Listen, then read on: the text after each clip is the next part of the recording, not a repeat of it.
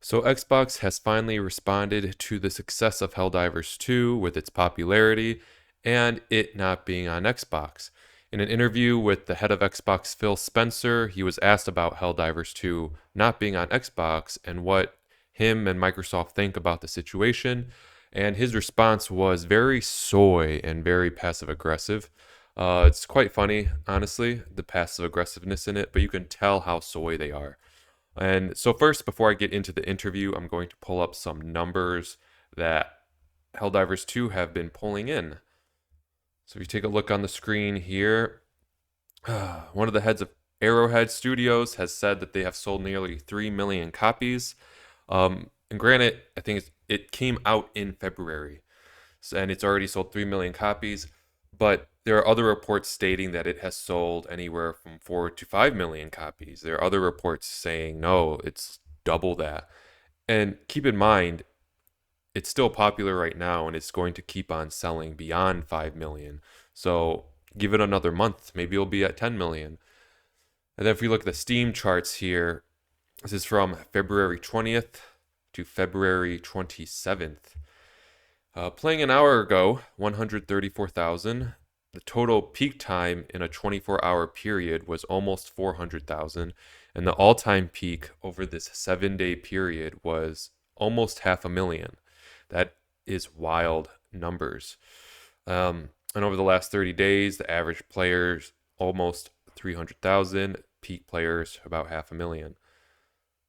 So, going back, we will look at the interview on IGN from the one and only Phil Spencer. And I do feel bad for Phil Spencer, honestly. I still remember when he took over Xbox, he was the guy to turn the ship around. But at this point, I just think he's just the face of Xbox, and he took over for Don Matrick when that all went downhill with the DRM and the Xbox One release in 2013. And I think he's just basically taking orders from the head of Microsoft on what Xbox has to do for sales. And Phil Spencer can't do anything at this point. And he's just trying to damage control as much as possible. So I'll get into this article here. So Phil Spencer saying, I'm not exactly sure who it helps, but I get it. All right, so I'll read the article and then I'll give you my opinion. Amid a flurry of Xbox news today, Microsoft Gaming CEO Phil Spencer confirmed that 4 Xbox exclusives are headed to other platforms. He's not, however, expecting other companies to take the same approach. Of course, they're not going to take the same approach because having exclusives on your platform is a good thing. In an interview with Stephen Totilo's GameFile newsletter, Spencer specifically brought. But real quick, before I get attacked here, when I say it's a good thing for those companies. It's a good thing for Sony. It's a good thing for just the PC, Steam, to have exclusives on their platform because then players will buy your platform. And then why do you want players to buy your platform? Because then they will play other games on the platform. For example, if they buy a PlayStation because of God of War, they will then buy FIFA or Madden or Call of Duty on the PlayStation, and then Sony makes more money out of that. People forget Sony makes money for the selling of PS5 games from other studios and publishers. So, in an interview with Stephen Totilo's GameFile newsletter, Spencer specifically brought up Helldivers 2, Sony's first simultaneous PS5 and PC release, while touching on the subject. And it's very funny, this is Sony's first PS5 and PC release, and it's this big. I don't know what was Microsoft's first PC Xbox release, but it wasn't this. It goes to show who knows how to make games. I will say, when I look at a game like Helldivers 2, and it's a great game, kudos to the team shipping on PC and PlayStation. I'm not exactly sure who it helps in the industry by not being on Xbox, he said. If you try to twist yourself to say, like, somehow that benefited somebody somewhere. Soy. Still, Spencer relents a little bit, saying, but I get it, there's a legacy in console gaming that we're going to benefit by shipping games and not putting them on other places. We do the same thing. Thank you. You do the same thing. You just shipped 4 games to other platforms. Why not your other games? Why isn't Halo on PlayStation? Who does that help? Who does Halo Infinite not being on PlayStation help? He also pointed out that Helldivers 2's simultaneous release on PC and PS5 is doing really well. And he's not wrong. The cooperative action sequel notched Sony's biggest ever game launch on Steam when it debuted last week. The state of exclusive games. While Spencer doesn't expect every other publisher to take Xbox's approach, he did say during an Xbox podcast today that he has a fundamental belief that over the next 5 to 10 years, exclusive games that are exclusive to one piece of hardware are going to be a smaller and smaller part of the gaming industry. Um, Sony isn't run by Microsoft heads. Nintendo is not run by Microsoft heads. So no, it's not going to get smaller and smaller. You cannot tell me the new Animal Crossing that releases in a few years maybe is going to be on Xbox. It won't. So that's not some great insight, because if you take a look at the last 10 years and what the biggest games are today, it's a natural place, he said. Whether it's one console and PC, multiple consoles and PC, mobile console and PC, you see big games landing on multiple platforms, and we want to be a great platform for creators that are trying to realize that potential. The biggest shift only is games going to PC, and that's because PC is an open source area. It's not one company like Sony and Microsoft. And everyone around like 2012 went to PC. And ever since then, in the last 10 years, which he says in the last 10 years has gone to PC. Yeah, because people went to PC because the hardware of the consoles was too weak. So just because you're porting games to the PC does not mean now you're bringing Halo to PS5. It doesn't. You're just putting it on PC as well, because a lot of people exclusively game on PC, but also a lot of people exclusively game on one console though.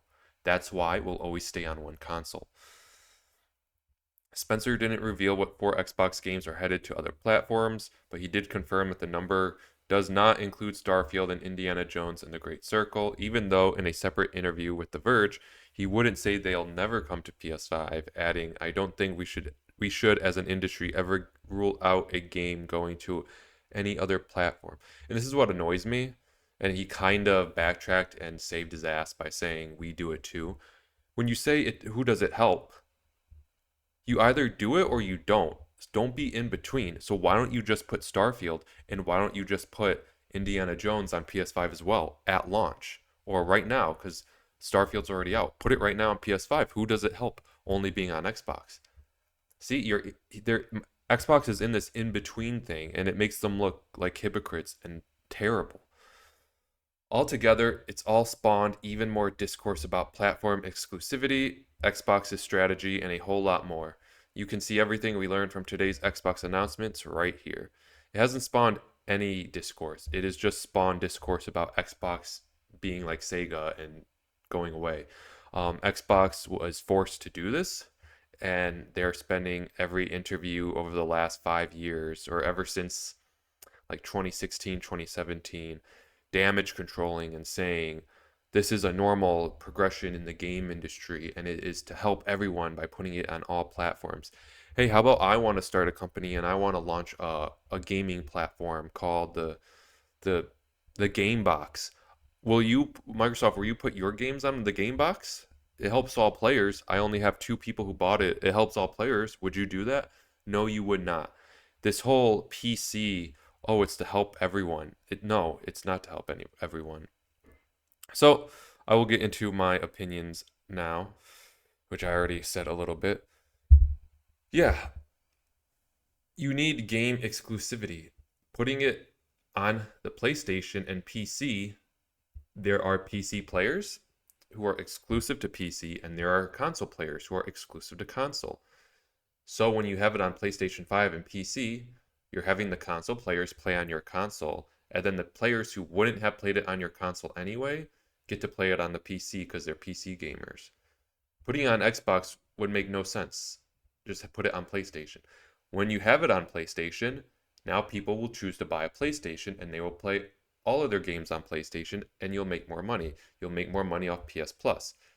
Putting it on Xbox, they just then won't buy a PlayStation, and they'll buy an Xbox maybe. You need to have game exclusivity. And when he says, I don't know who that helps, it helps PlayStation. It helps PlayStation owners. It helps PC gamers. It helps Sony.